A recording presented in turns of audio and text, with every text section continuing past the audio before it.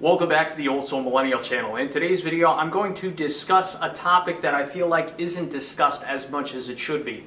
What are we going to be talking about? Well, we're going to be talking about fire safety and fire prevention when it comes to burning firewood, whether you have a wood stove, a zero clearance fireplace like I have, or a conventional brick and mortar fireplace. So first I want to talk about my experience. So I was a volunteer fireman for 10 years. Additionally, I'm pretty well versed with the national fire code as well as my local state fire code, and also in my jurisdiction we also have some local fire code regulations. So I'm pretty well versed in terms of fire code and fire safety standards. This video is going to be a bit more geared towards the novice wood burner. However, if you're somebody that has been burning wood their entire life, before you dismiss this video, you may want to give this video a chance, because I'm going to discuss a product or two here that perhaps you've never heard of, and it may just save your house from a chimney fire. So, I've been thinking about this topic for most of the morning. I've written down 4 or 5 different areas that I would like to cover, and without further ado, let's get started. So first, a lot of people are under the false impression that just because you have a fire contained to your fireplace appliance, there's no chance of a house fire happening to you. Well, that couldn't be further from the truth. You could have a chimney fire, perhaps you're burning a piece of pine, and with pine, I noticed that a lot of embers tend to jump out of the fireplace and they can land all the way on the floor. So if you don't have a fire-resistant carpet, I mean, if that lands on your wood floor, are you prepared to handle a situation like that? Just something to think about. So the first thing I'd like to go over is your chimney. Now, if you recently moved to your house and you have no idea what kind of condition your chimney is in, whether you have a brick and mortar chimney, a clay lined chimney, or a Class A stainless steel liner, if you just moved to your residence, I highly recommend you hiring a professional and having your chimney professionally inspected and cleaned. The chimney sweep professionals, they have the tools and equipment to make an educated decision as to whether that chimney is safe and as to its condition, whether it needs work. So that is really important.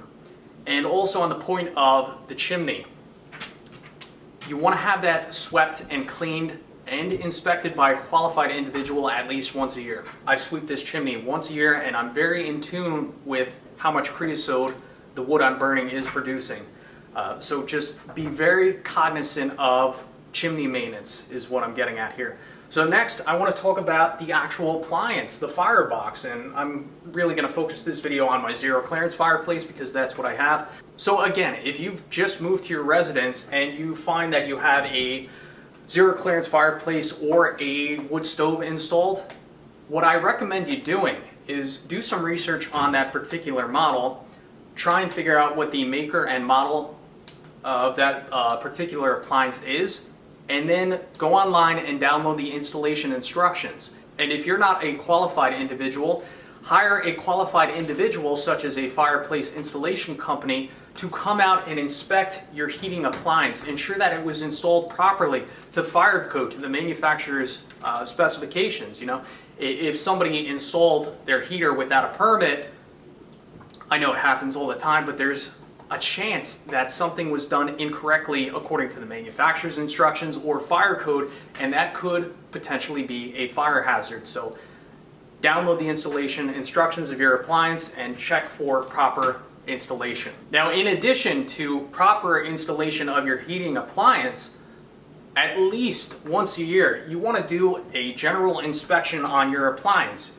Check for the operation of the doors. Check the gasket on the door. Check the fire brick panels. Are your fire brick panels intact? Are they cracked? Do they need repair? My fire brick panels, specifically the one in the back, cracks about once a year, and I have to go in there and repair it with fire brick repair mortar. It's not a big deal. I have how-to videos on that, but the fire brick is very important because it controls the heat in the way the appliance was designed to channel that heat through the appliance. So you want to pay attention to those things. How are the air reburn tubes? Are they rotted? Are they in good condition? Is there a lot of creosote and tar buildup on the inside of the firebox? These things need to be maintained. Another thing you want to pay attention to as well, if your fireplace has a fan, chances are that fan is going to be accessible on the underside of the heating appliance or wherever your fan may be, but I want you to pay close attention to the wiring for that fan. Now, this is a Waterloo FP15A zero clearance fireplace that I had installed maybe 2 or 3 years ago now. And I inspect this appliance once a year. So I opened this lower door in the beginning of the burning season a few weeks back, and I was inspecting the wiring going to that motor. And I noticed that the wiring was rubbing on a sharp piece of metal. And thankfully I caught it in time, but if I had not done anything about that, that could have created a short, and that could have caused a very dangerous condition. So pay attention to the wiring. Ensure that the wires aren't chafing on any sharp metallic objects. Ensure that they're not melted. Ensure that the wiring's in good condition. These are just things to pay attention to. In addition to the wiring of the motor, pay attention to a large amount of dust and lint collection by that motor. If you can access it, try and get in there with a vacuum, suck all that dust and hair and whatever out of there. Just get that motor as clean as possible, because you're dealing with some extremely high temperatures and you don't want to have any combustible dust or material by that fan. Get it nice and clean. If you can't access it, then think about getting an air compressor with an air wand. It's going to make a ton of dust. Wear a respirator, get some windows open, but clean out all accessible cavities and ensure that there's no dust in your air recirculation device underneath your heating appliance. And last point about the firebox, learn the proper operation of your firebox. When I first had this unit installed, it took me 4 or 5 months to really understand what this appliance liked, like how to stack the wood, how to prevent smoke introduction into the house. These things take time. Look at your owner's manual. There's normally some pretty good instructions in there, tips and tricks. But, it just takes time to learn how to properly use your fireplace. Once you get well versed with the operation of your fireplace, if you plan on letting other family members touch your unit, train them. Make sure they're very aware of the dangers, how to do things safely. You just want to try and be as safe and careful as possible, because the results could be catastrophic if you're not careful.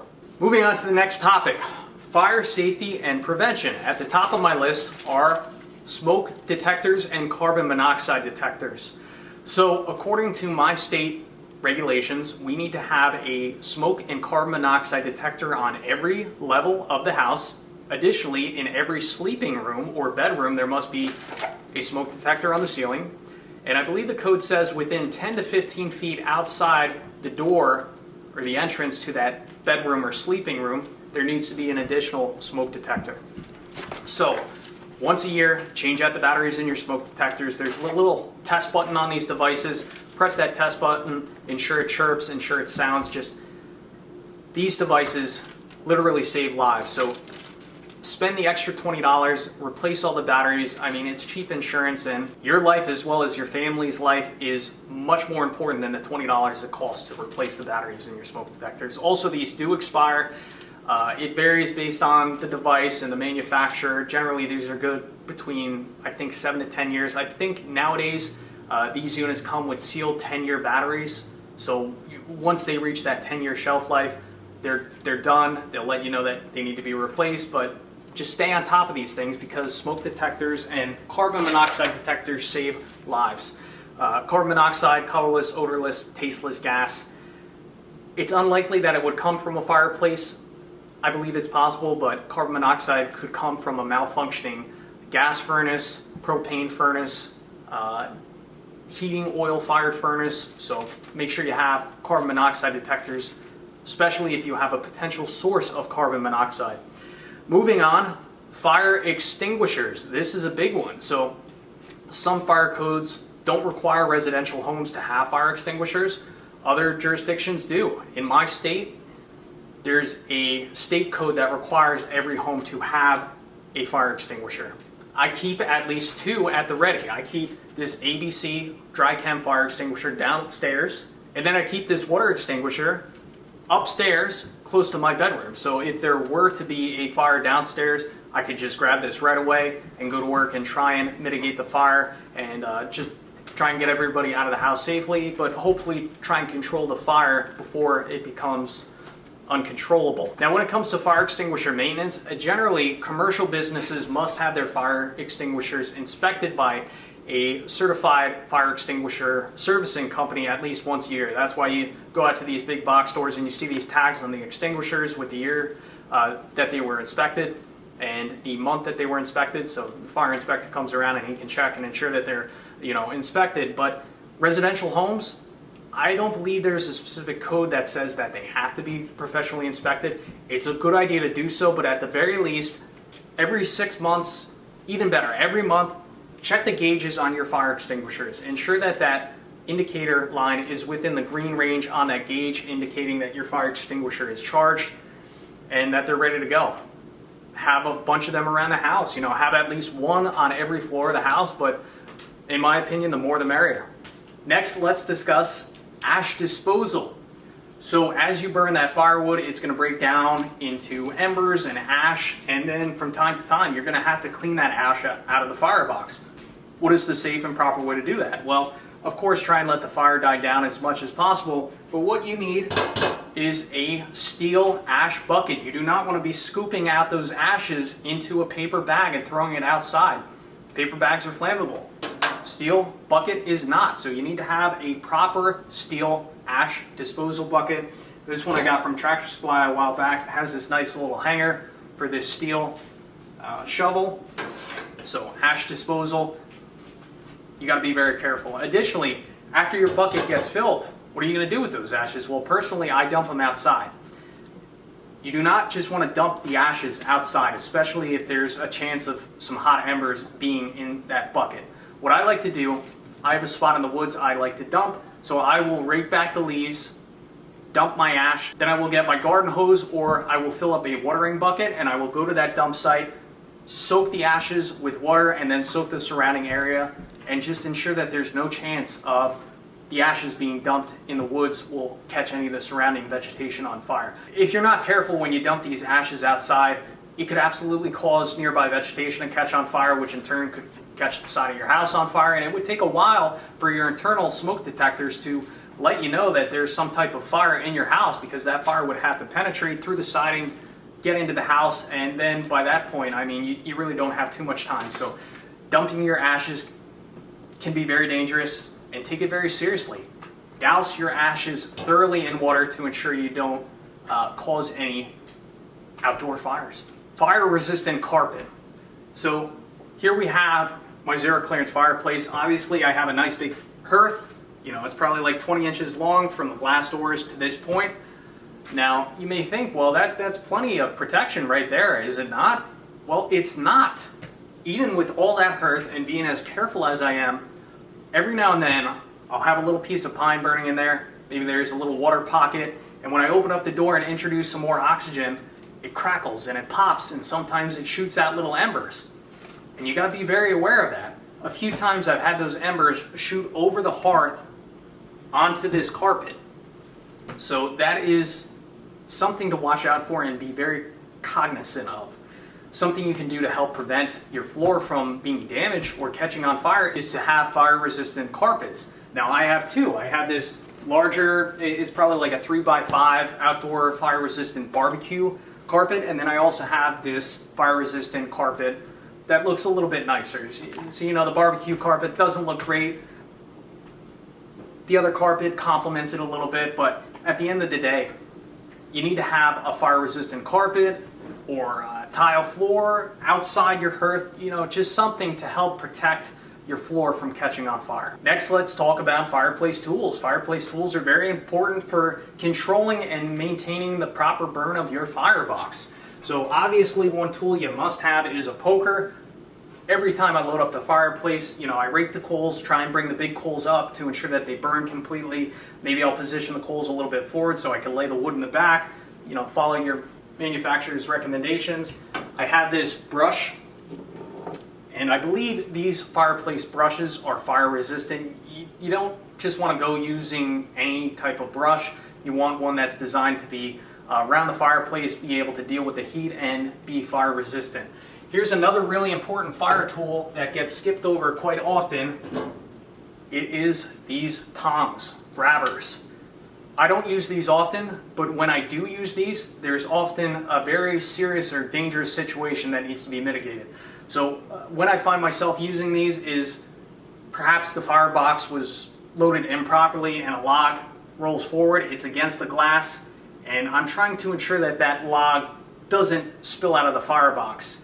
I mean, I could take a gloved hand and maybe push it back. Maybe I could take the poker, but sometimes I need to lift that log up, reposition it to the back of the fireplace, and you're really just not able to do that with a conventional poker or safely with a gloved hand. And that's where a tool like this really comes into play. So I'll show you how it works. I mean, it's pretty self-explanatory.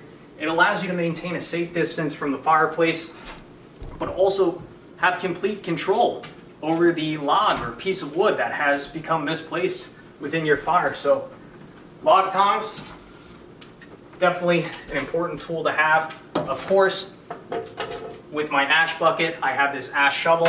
But you know, when you buy a fireplace tool kit, oftentimes it will consist of 4 tools: the poker, the tongs, the brush, as well as a long-handled ash shovel or scoop. Next, let's talk about some PPE. Welding gloves. That is what I use to open up this firebox door and load the fire.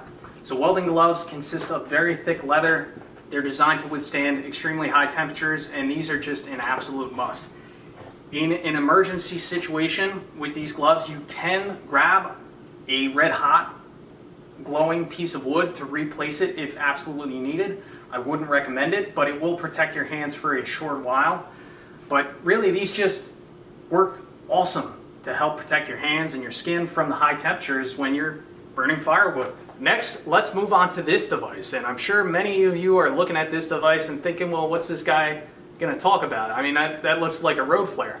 Well, this is not a road flare. What this actually is, this is actually a device designed to smother chimney fires. And I learned about this device while I was on the fire department. I actually got this one from the fire department because these expire after a certain period of time. I should get an updated one, but the fire department would otherwise just throw these out, and that's how I got this device. But this is called a Chimfex. Chimney fire suppressant. Generates a mixture of particles and gases which suffocate chimney fires, store in a cool, dry place. So you can use this for a wood-burning heater. I'm going to read you the instructions for a fireplace. Activate directly in front of fireplace according to directions. Drop immediately inside the fireplace alongside of fire. Reduce inlet air as much as possible by closing the fireplace doors or covering fireplace opening with non-flammable material, leaving the flue damper open. The natural draft will draw the generated fumes up the flue and suppress the chimney fire. This device is not approved or permissible for use as an alternative for fire extinguishers in any building or motor vehicle where fire extinguishers are required by law, ordinance, or fire marshal regulation. So this is quite the little device, and it may just save your house from a chimney fire. So I'm not sure what these cost. I'll see if I can find these on Amazon and leave a link below.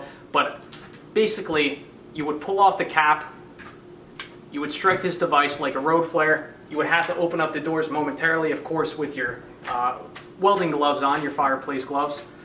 Strike this, place it by the fire, and then close the doors, and then just try and suffocate the fire, so reduce as much air to the fire as possible. Of course, I'm speaking in terms of using this device in a zero clearance fireplace. You would do the same for a wood burning stove. If you have an open fireplace,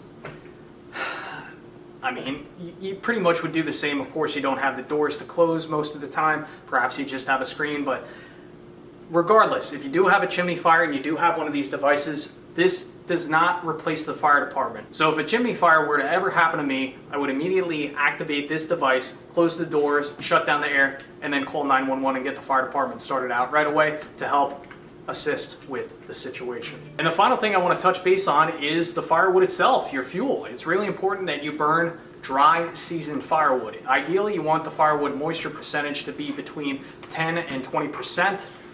If you burn wood that is wetter than that, what happens, the fire has to work much harder to remove that water and pull that water out of the wood, and then it goes up your chimney as steam and increases the creosote loading of your chimney. So it's really important, critically important, that your firewood is at that right moisture percentage range. How do you test that? Well, get yourself a moisture meter. These are extremely inexpensive. They're between $10 and $15 on Amazon. I'll leave a link for this one in the description down below. But the proper way to test the internal moisture of that firewood to get a true moisture percentage reading is to take a piece of firewood in question, preferably somewhere deep down within your firewood stack, split that piece in half with a maul or a log splitter, and then probe parallel to the grain internally and see what your moisture percentage is at.